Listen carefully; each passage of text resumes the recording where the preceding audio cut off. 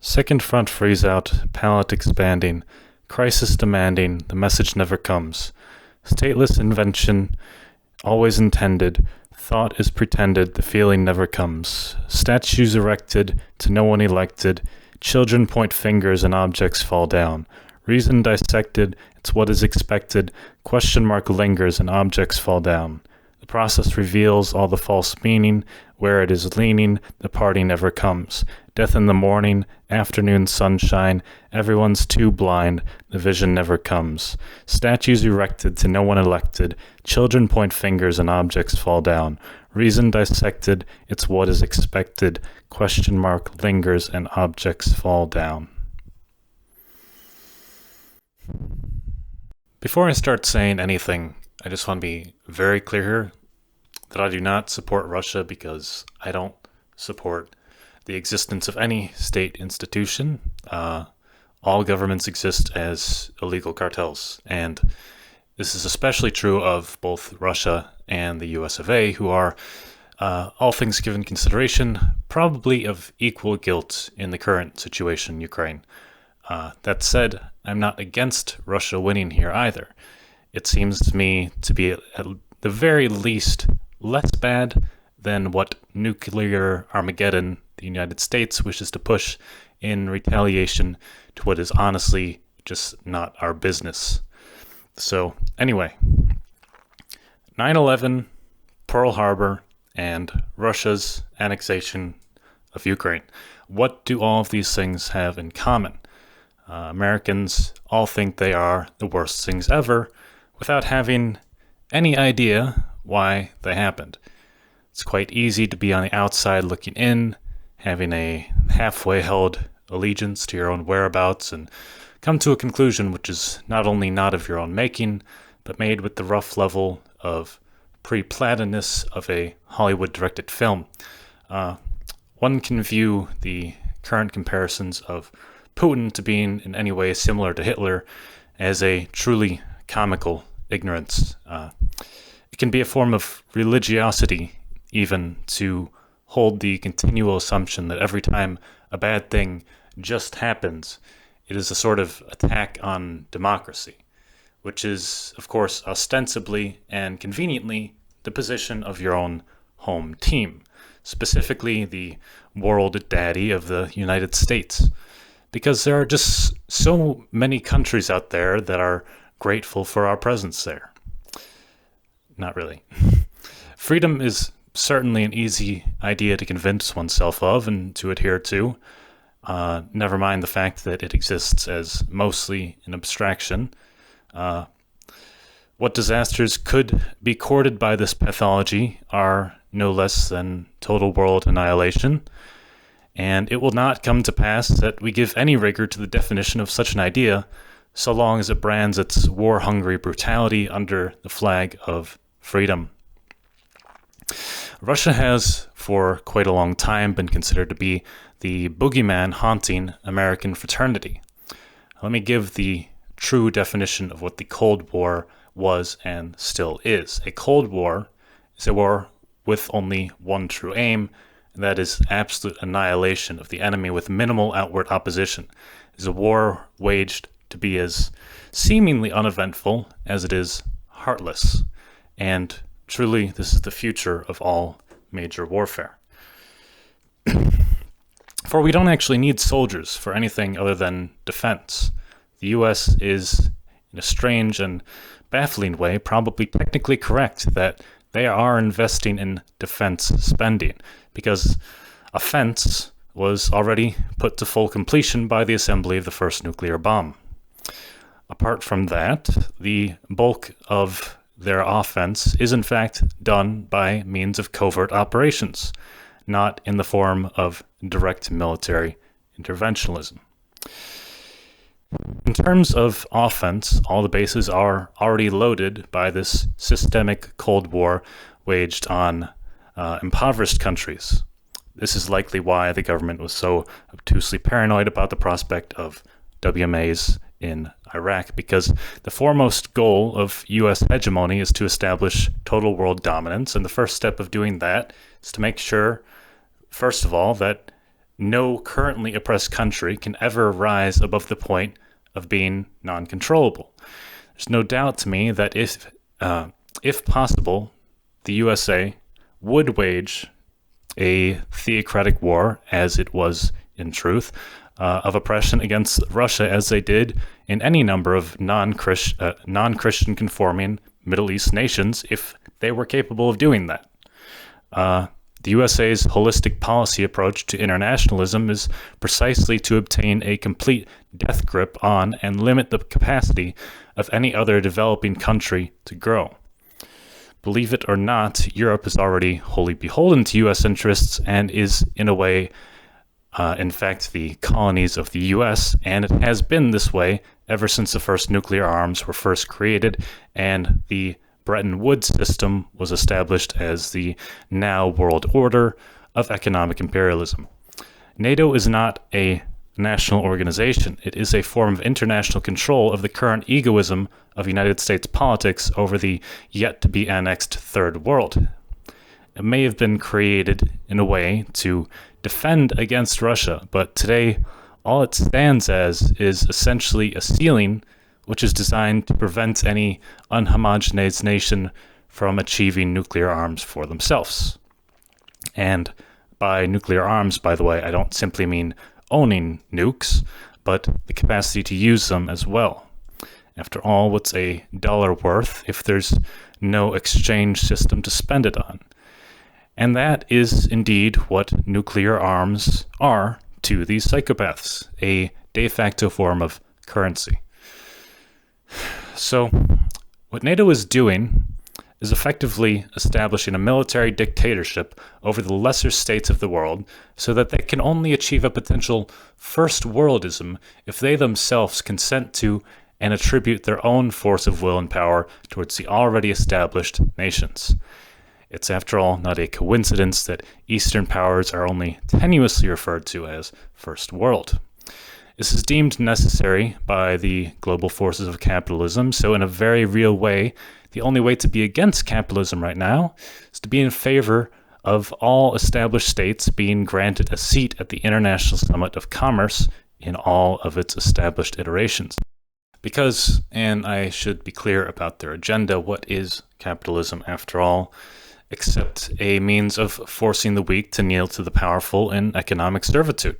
Their will is of peace, yes, but only if it is a peace which is serving their established control.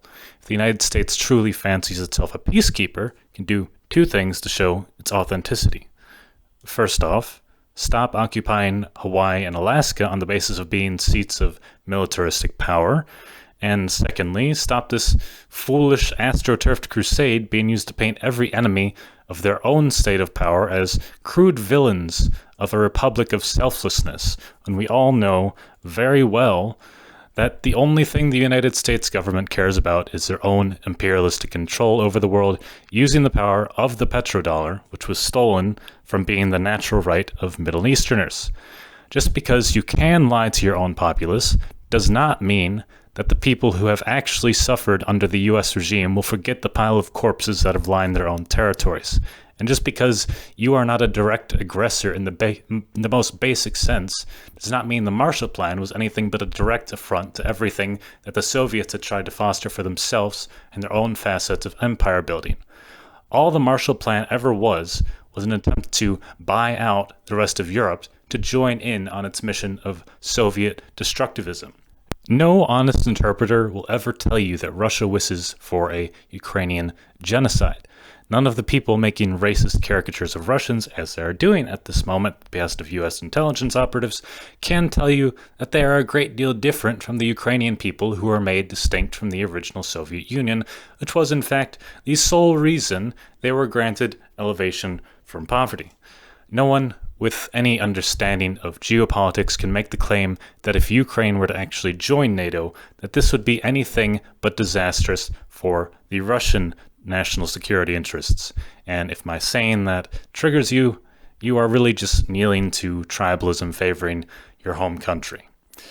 We have, at all key points surrounding both China and Russia, numerous military bases which are primed and are operable to launch a vicious assault on any attempts to resist the slow deliverance of non-conforming powers at even the slightest provocation.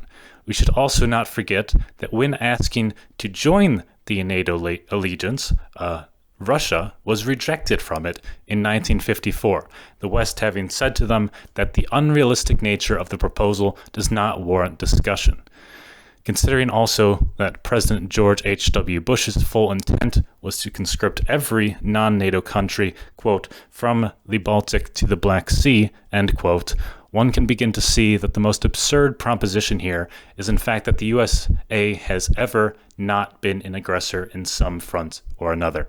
I will state again that we have no right to control the key points we control with worldwide militarization, and that if it were given that Russia and China had plans to expand as we have grossly expanded, there would be bombs dropping the very next day.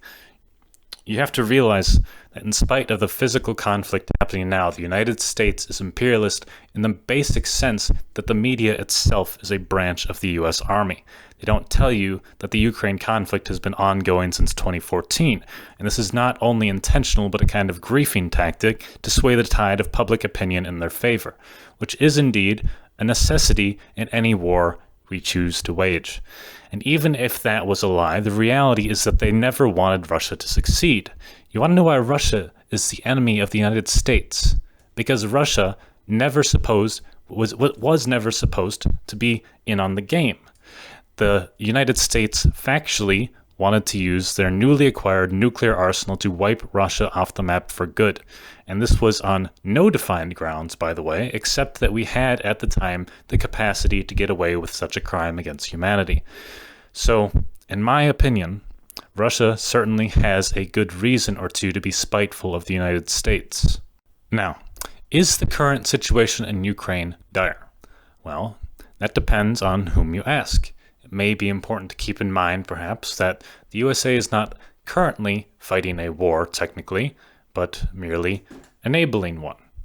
It is most convenient to them that they are allowed here to use the Ukrainian citizenry as no less than fodder for their forever war against Russian forces. There are no boots on the ground in Ukraine as we speak from U.S. imperialist forces, and we should not view their supplying to Ukraine as anything but a selfish endeavor. And it's important to recognize here that both sides are indeed imperialist and only want for Ukraine to join their own side for opposing the other at the end of the day.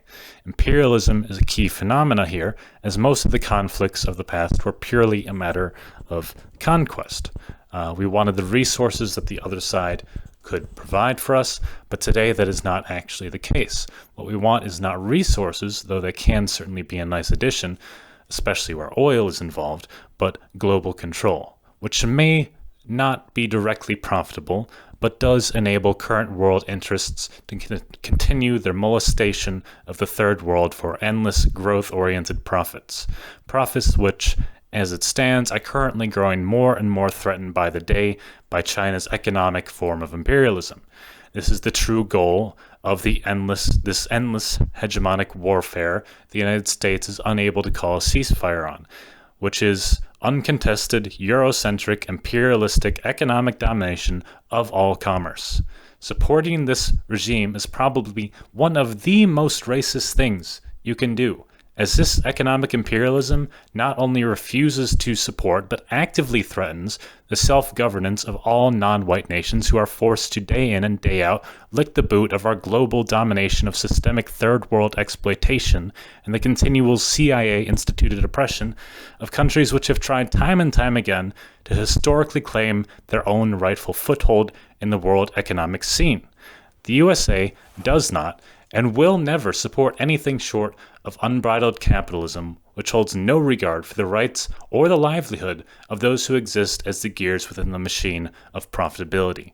And to the degree it can and does dehumanize those living in those countries which would never bow to Eurocentric globalization, it is serving a system that is little more than, as Zizek puts it, slavery with a human face. You may not see it and you may not understand it, but we in fact already live under a genocidal regime by which the US forces hold total authority over what is justified by the system of commercialized slavery, which exists only to feed the First World's materialistic desires. The United States empire, in its own mind, cannot actually stop until it has total unchallenged control to support this endless tide of materialism, which we sponsor by engaging in an endless desire to consume. And if you think this unending thirst for oil is the sole stakeholder here, wait until you hear about the genocidal practices imposed by the cartels of the United States sugar corporations on Latin America, on top of the endless economic slavery warfare of a continual embargo placed upon any countries of non-white nationalities. The racism encountered here on U.S. soil is nothing compared to the militaristic tyranny that breaks the backs of all peoples who suffer under the real modern-day slavery of corporate profit margins that know no heart for their dollars. Stop pretending that this war and all other wars the U.S. wages are anything but wars of conquest. There's no time in history since the end of World War II that they have done anything but fight for their own self-interest and against the Eastern powers. American patriotism is a myth we use to justify an endless system of oppression of countries who would in all likelihood be just fine by now if we had simply done less. If you think that's a statement of controversy, there are Vietnamese, Afghani, Iraqi, Taiwanese, Indonesian, and Korean ghosts in multitudes who would love to hear you talk about it more over the mass graves sponsored by corporate America.